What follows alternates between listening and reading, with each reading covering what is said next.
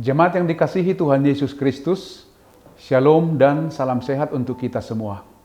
Sebelum melakukan aktivitas hari ini, marilah kita terlebih dahulu mendengarkan firman kehidupan yang tertulis dalam kitab Kisah Para Rasul 16 ayat 25. Namun, kira-kira tengah malam, Paulus dan Silas berdoa dan menyanyikan puji-pujian kepada Allah, dan orang-orang hukuman lain mendengarkan mereka.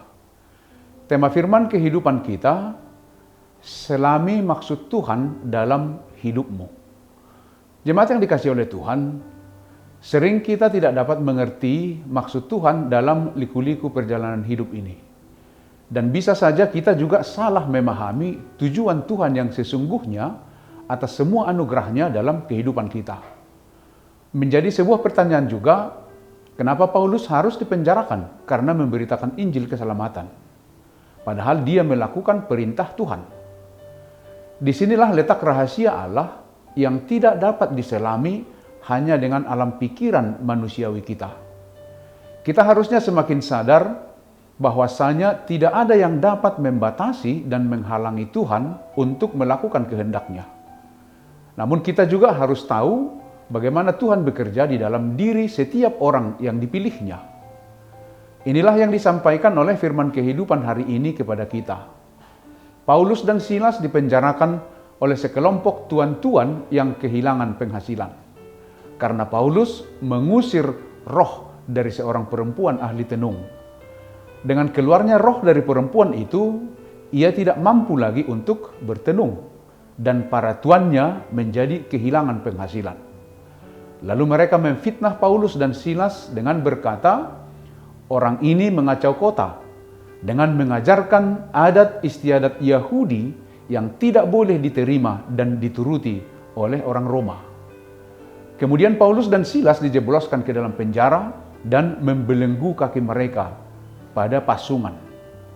Lalu apa yang mereka lakukan di dalam penjara itu? Inilah sikap orang yang beriman kepada Kristus. Mereka tidak bersungut-sungut. Mereka tidak mengumpat kepada Tuhan. Sikap seperti ini yang perlu kita tiru dalam kehidupan kita.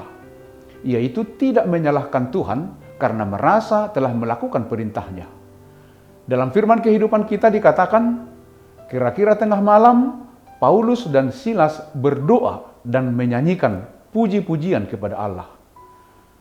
Tanpa mereka sadari, apa yang telah mereka lakukan itu didengar bahkan mungkin dilihat oleh orang-orang hukuman yang lain, teman mereka di penjara. Karena mereka ditempatkan tepat di ruang penjara yang paling tengah. Sesudah itu terjadi gempa.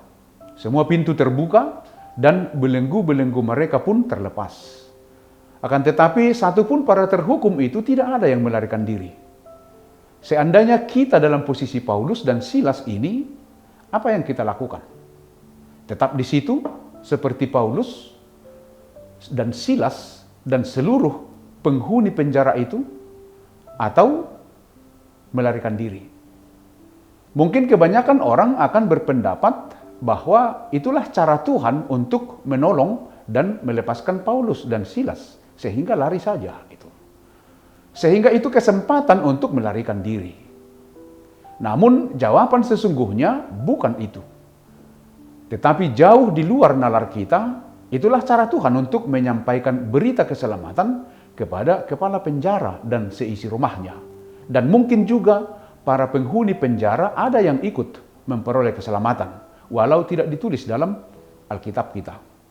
Jadi bukan Paulus dan Silas tujuan dari tanda mukjizat gempa itu.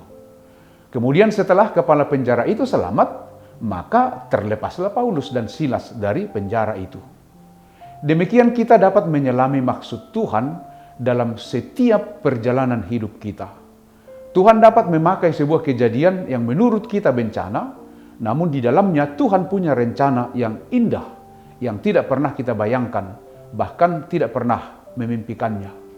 Maka dari situ, setiap kejadian yang terjadi di dalam perjalanan hidup kita, mari kita serahkan semuanya di dalam tangan kasih Tuhan yang mengasihi kita. Demikianlah firman kehidupan kita. Selamat beraktivitas, tetaplah semangat, Tuhan Yesus memberkati kita semua. Amin. Mari kita berdoa. Puji syukur, terima kasih Tuhan. Belas kasih-Mu yang senantiasa menyertai dan menguatkan kami. Terima kasih untuk firman kehidupan hari ini. Biarlah firman-Mu terus menguatkan, memampukan kami untuk menjalani kehidupan ini. Dan biarlah kami percaya bahwa pertolongan dan belas kasih-Mu adalah sumber kekuatan kami. Terpujilah Engkau, di dalam Kristus Yesus, Tuhan dan Juru Selamat kami yang hidup, kami berdoa dan bersyukur. Amin. Anugerah dari Tuhan Yesus Kristus, kasih setia Allah Bapa, dan persekutuan dengan Roh Kudus menyertai kamu. Amin.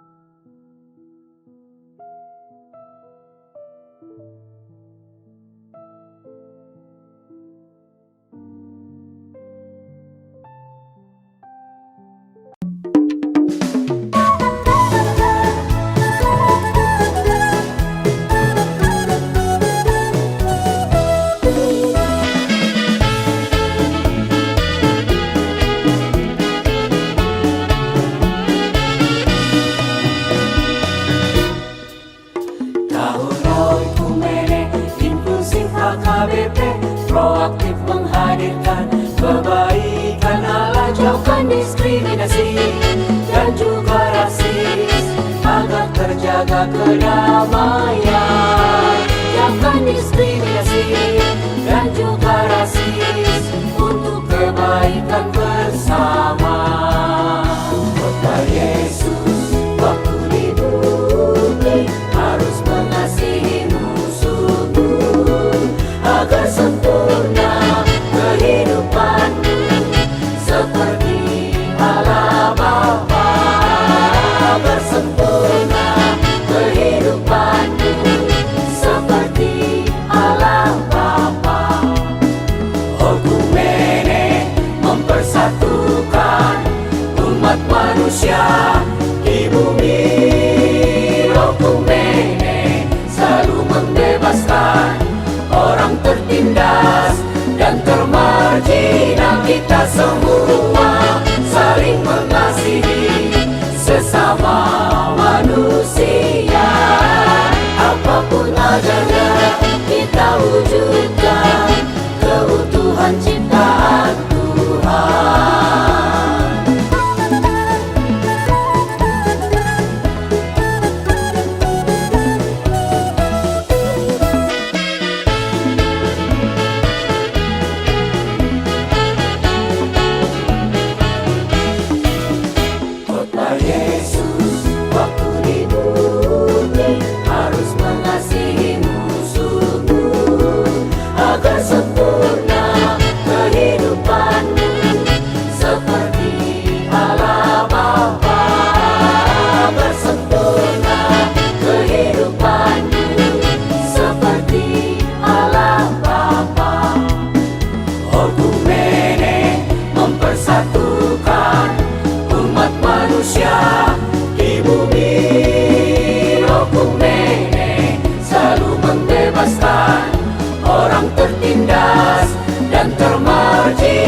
Kita semua saling mengasihi sesama manusia.